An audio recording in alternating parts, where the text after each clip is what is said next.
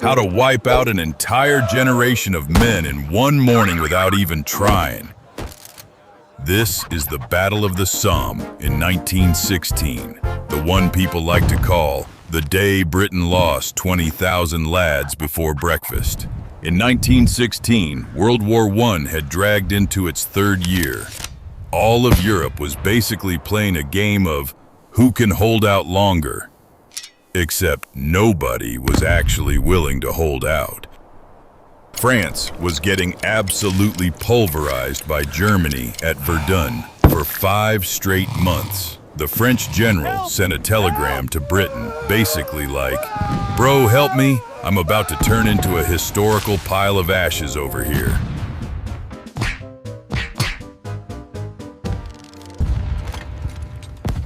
Britain read that and just nodded like, "All right, fine, I'll open a new front at the Somme, and hey, perfect chance to test out some galaxy brain strategies I came up with last night."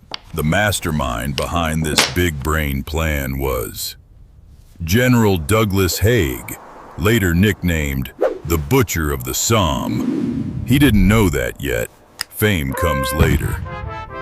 Haig genuinely believed that if you just yeet enough artillery shells, you automatically win.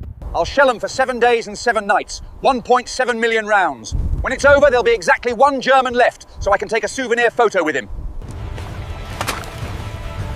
So what actually happened? The Germans had heard the rumors way back in March and dug bunkers 12 meters deep. Reinforced concrete, electricity, bunk beds, a whole sausage-cooking kitchen, and even a tiny wine cellar, like they were opening a 5-star underground Airbnb.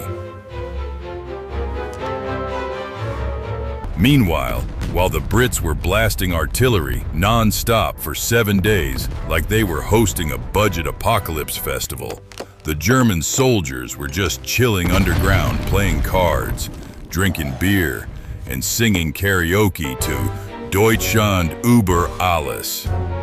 The sad, emotional, slow version. Deutschland, Deutschland über alles in der Welt.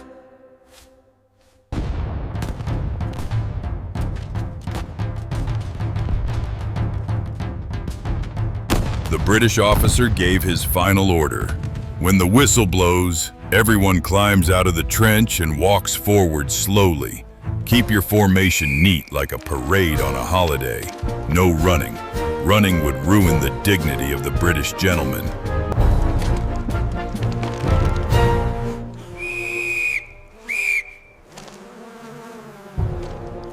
100,000 men climbed up at once, each with a 30-kg pack, lining up 10 men across, marching. Some even whistled. One joked to his buddy, "Hey, you seen any Germans yet? I'm gonna wave at one." And then, the German machine guns opened up. Each MG-08 fired 500 rounds per minute. Some positions had 10 guns side by side. That's 5,000 bullets per minute sweeping straight across British chests. And the British were still, walking slowly as ordered. First 10 minutes, 10,000 casualties. First 30 minutes, 30,000 casualties.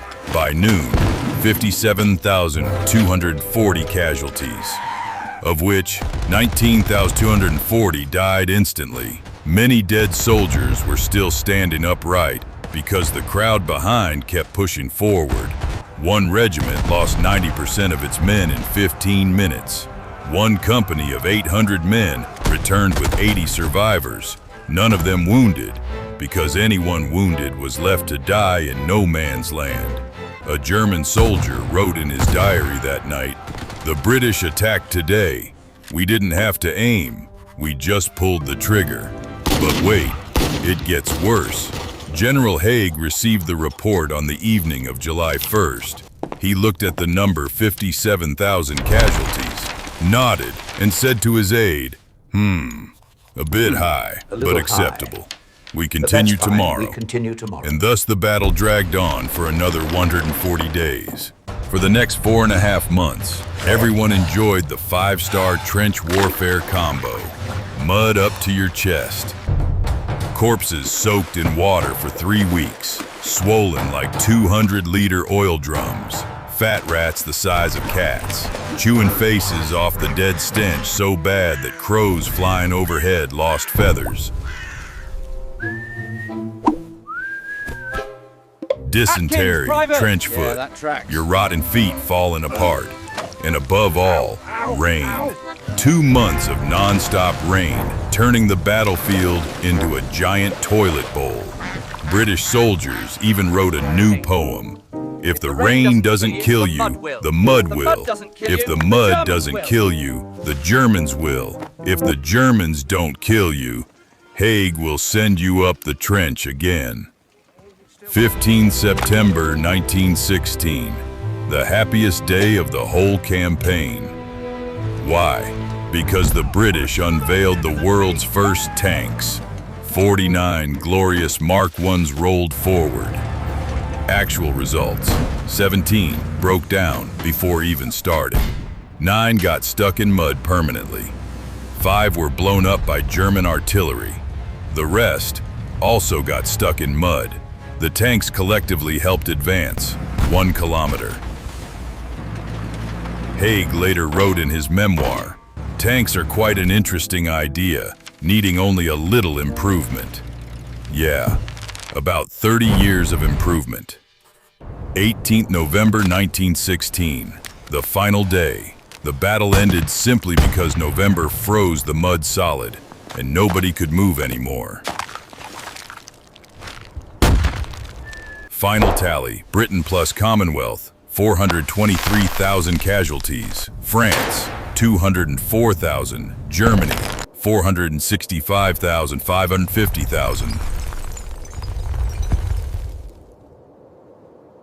Over 1.2 million killed or wounded for a patch of land 20 kilometers wide and 10 kilometers deep. Average advance, 70 meters per day, meaning each single meter of ground cost 300 lives. Today, along the Somme River, you'll see cemetery after cemetery, white gravestones stretching to the horizon. Almost every town in Britain has a monument to the pals who never came back. And every year at 7:30 a.m. on July 1st, the entire UK falls silent for 2 minutes. The Battle of the Somme wasn't a military failure. It was a well-planned, fully documented atrocity, carried out by people who claim to be the most civilized in the world. So next time someone tells you trench warfare was romantic, just show them this and ask, what's romantic about 19,240 men dying before breakfast? And now, let's go get a drink. This is getting depressing.